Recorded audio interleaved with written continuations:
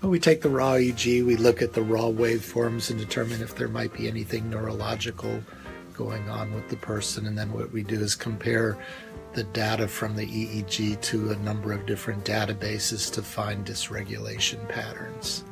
And usually they fit right along with what the person says they might have. So it's good confirmation, and a lot of times we find out things that they don't know they.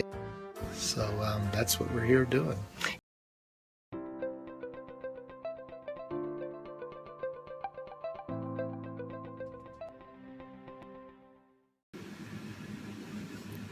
Hey everybody, it's Dr. Stephanie Rimka coming to you live from the Brain and Body Solutions office in Midtown, or what we call Ponce Highlands, Atlanta, in the 30307 zip code, where it's absolutely a lifestyle in the city. I'm in the office on a Saturday, and a lot of people ask why, do we see people on Saturdays? And I no longer have clinical clients on the Saturday or Sunday. We used to back in the days, years ago, even be 7 days a week when I had another doctor who could do weekends for me. But, we have work-life balance we have to deal with. But here's the thing. We don't see people on Saturdays because we have a lot of work to do on a Saturday, typically. So I'm in here real quick, and my clinical team, which is composed of Jeff Reich and Lee Holbrook, don't quite have some of the reports ready for me to do my part on. So I figured, I could, pay bills, or I could teach you guys something. So let's learn a little something. So a big thing we do, the big thing are brain maps. And so it's a QEEG. It's recording electrical activity. When you guys call to make an appointment and you end up talking with Karen, and you're like, what should I come do? There's so many things Dr. Rimka does, and we do a lot of things.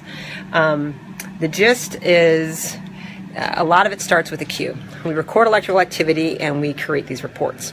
Now, there's a lot that goes into writing a report, evaluating the EEG, and assessing what are we going to do about it. Can I help you? How can we fix it? So I'm going to sneak over to a part. So it's Saturday, and I swear I'm a really great boss, but everybody is in here on a Saturday. So the clinical team, Karen's off gallivanting in a workshop because she's always learning stuff to bring back and improve herself, the office, and services we can provide. So she's off having a good time, getting more Imago training.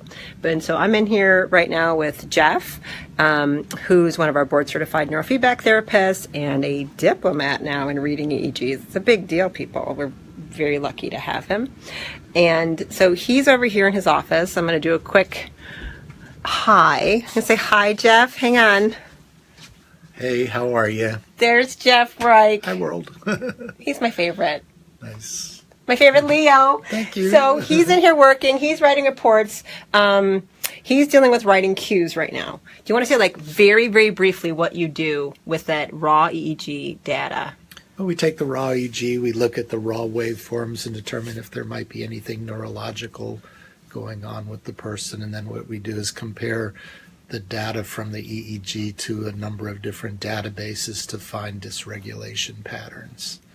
And usually they fit right along with what the person says they might have. So it's good confirmation, and a lot of times we find out things that they don't know they.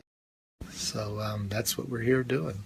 Yep, we're here on a Saturday. Jeff's doing his part. He's going to pop over the cues, and they're going to go over to Lee, and then she's going to do her part. And so I'm going to talk about that real fast. So I'm going to let you get back to it. Thank you. Because Jeff and I have a dinner date and massages planned, so we all got to do what we got to do. So it's all work-life balance, people. Work hard, play hard, okay? So then it's going to pop over here.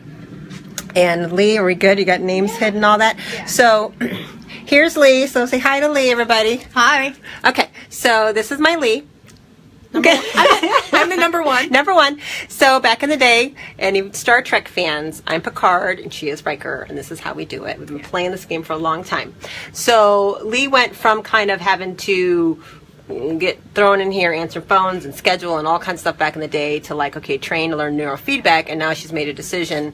I want to go deeper. I want to get board certified. So that's what we're doing. So Jeff and I do mentor. So if you're ever considering doing neurofeedback or biofeedback for a living, we can get you trained and certified and sign up on all your hours and get you ready to test and all that kind of stuff. So she's one of our interns, basically. So she does work for me, and she is interning for her board certification. So Lee does train, I train, and Jeff trains. Could you sit for the test, what you think, in March, probably? March, yeah. Yeah. And if she's not ready by then, she'll do it next time. It's not a big deal. But we set a goal. Ready. We're doing her hours. She's got her clinical cases. You got to set up appointments with me you got to go over cases. We got to work on that. Yeah. But it's going to be all right. So let me show you real fast. We're going to hide a name. On a Q, she's working on right now to write one of my customized reports. So let me flip this over. All right.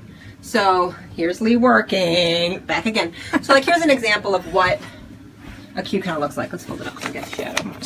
All right. So this is like one little page of what a Q looks like, right? And so we're looking at brain waves. This is delta, theta, alpha, beta, and high beta.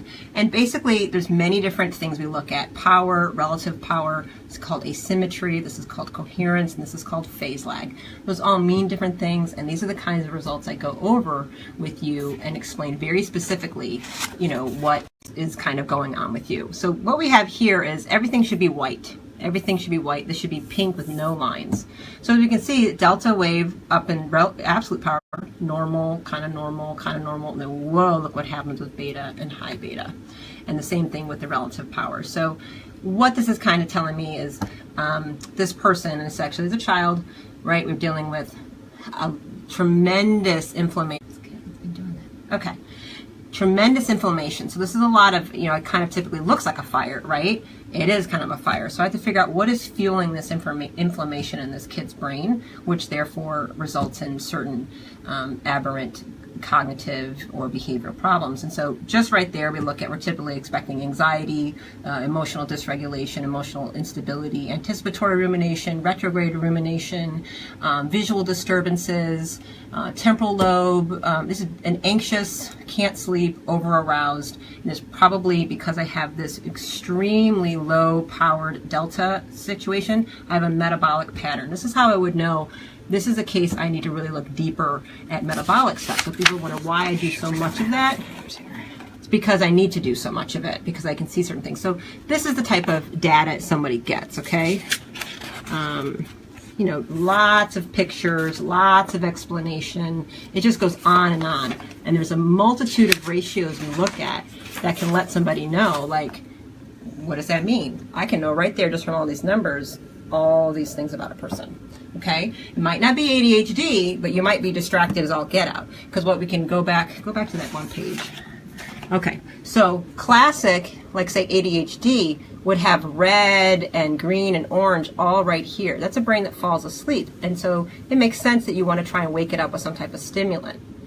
This is already really sped up. So what do you think would happen if you have a brain that's sped up, going so fast, super hamster, like a hamster already in a wheel on cocaine, and we gave it some type of speed? It's just gasoline on a fire. It's gasoline on a fire. That's also sugar is gasoline on a fire. Food additives, food dyes, gasoline on a fire. If there's a pathogen involved, this is why I have to go to case history. Was this post-strep? Is this post-Lyme? Is this post-mold? Like, what happened? Is this a concussion? This is where the case history and all the questions come into play. So this is what Lee is doing right now. She's taking that information, is going to bang it into part of the report. And then the report's going to get back to me, and I'm going to cover them over in my office, and I'm going to work on that. So we got about 3-4 of those we're going to crank out today, and I can basically, try and solve people's problems as best I can, as quick as I can. So when you come in, you get this like 10, 12 page QEEG brain map, right? Directly off an EEG, and then you're also going to get another. It's somewhere between 10 and 20. I'm trying to keep them under 20. They're hitting the 20, 22 page mark. Word document, single space kind of thing, a lot of information where I'm going to take everything you told me, any labs you come in with, and come up with a plan.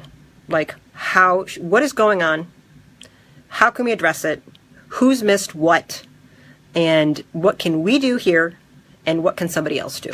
So we absolutely do refer out. If we see something and we're like, this is a vision problem, it's like 2 or 3 kids this week that absolutely misdiagnosed, and we've sent them to the vision therapist because we can assess what we're doing. Like, we have our part, and then other people have their parts. You know, if we need to have an occupational therapist get involved to do some sensory integration work while we directly work on the sensory integration areas in their brain, because we see a very distinct problem that it's not working, we do that, right? It's we're very much a team and how we address things for you guys. So that's what we do. That's what a brain map is. That's what I'm doing on a Saturday. This is why we don't see clients on a Saturday, and it's why you have to wait 1 to 2 weeks typically, because it's hours of work and different minds that are going into coming up with a plan to help solve a problem that might be around for years, 10, 20, 30 years that people come in. And it's a lot to ask in a few hours for me to figure it out, but we typically do a pretty good job. So that's what we're doing. That's what a brain map is, and we'll see you guys later.